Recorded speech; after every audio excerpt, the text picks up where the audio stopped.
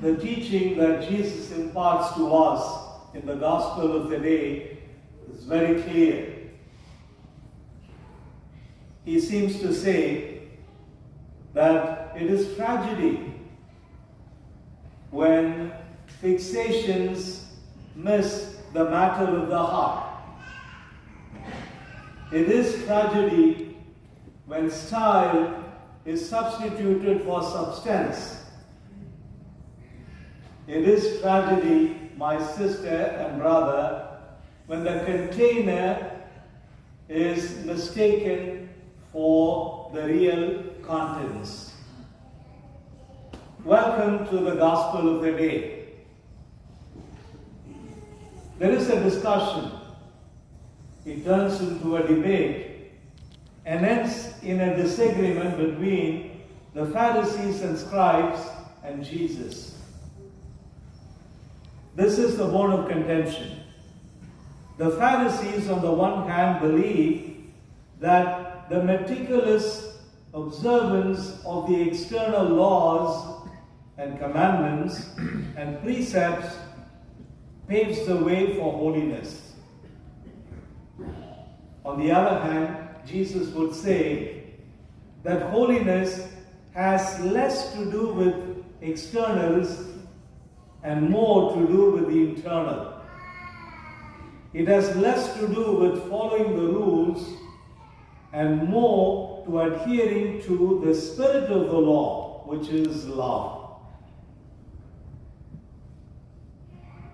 Look at the image of the Sacred Heart, or the image of the Immaculate Heart of Mary, both of them revealing their heart to us, laying bare their heart, one a pierced heart with a lance, and the other a heart pierced with a sword.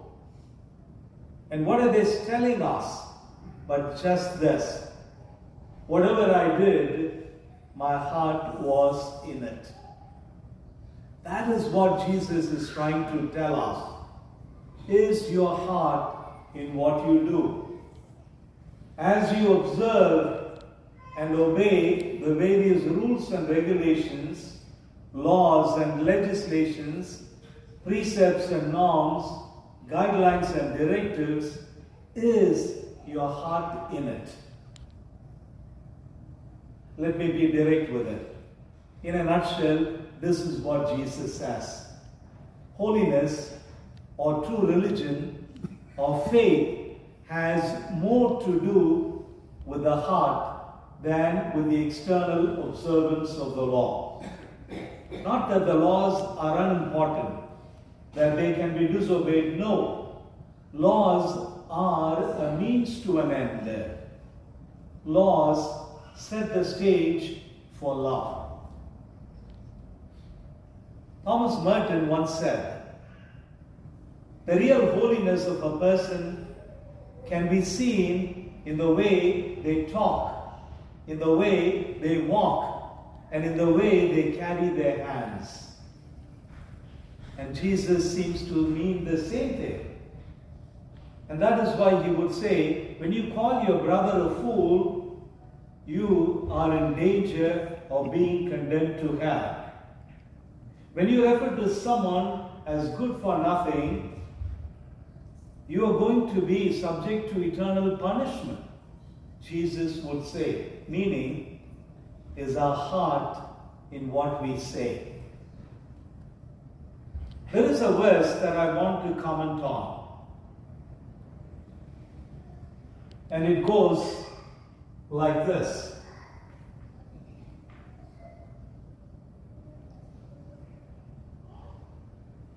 From within people, from their hearts, come evil thoughts. And he goes on to say, nothing that enters one from outside can defile that person, but the things that come out from within are what defile. Take our words for that matter. Words break no bones, but they do break hearts. Gone are the days when parents would tell the children, sticks and stones may break my bones, but they will never break me. For today we know better. Sticks and stones may break my bones, but words will break us forever. Look at our election campaign. How freely words are being exchanged. Those to the right and those to the left, using words so very freely, and should I say irresponsibly, certainly irreverentially. There seems to be no respect at all, and there seems to be no love lost between them. Such a free use of words. And our families are being affected. Communities are being divided.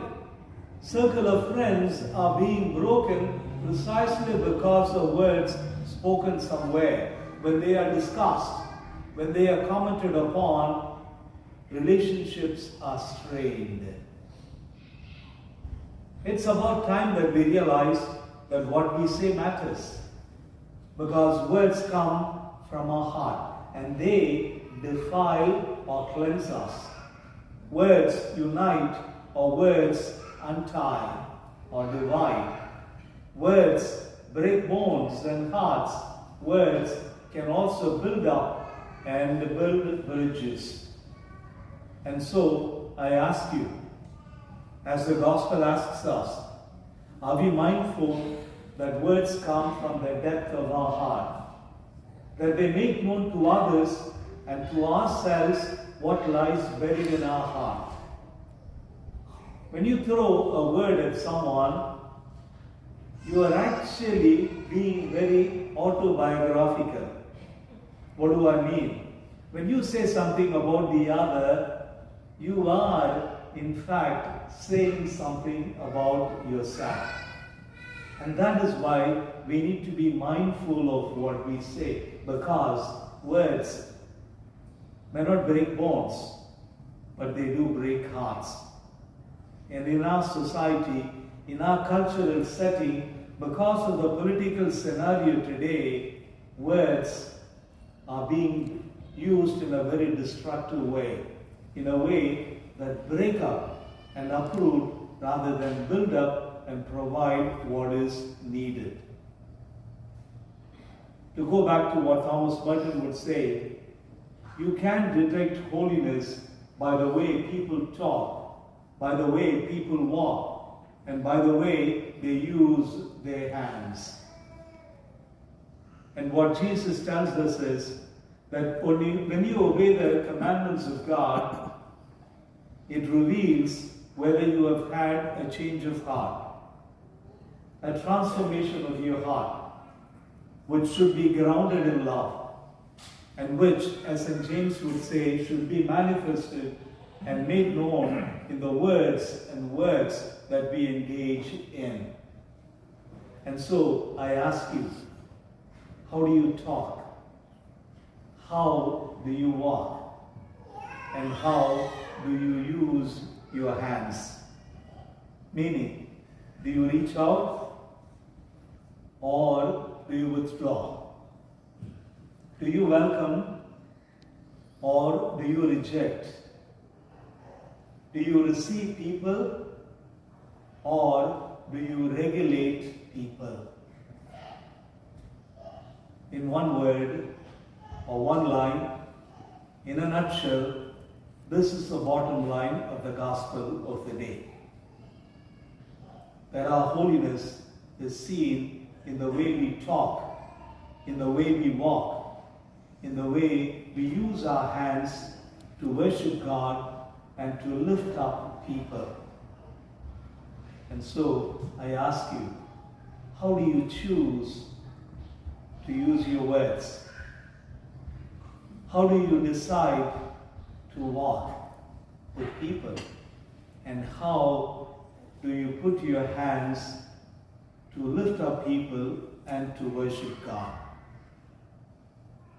Words matter. What we say matters. They build up or break down. And you need to choose how you would like to talk, how you would like to walk, and how you would like to use your hands.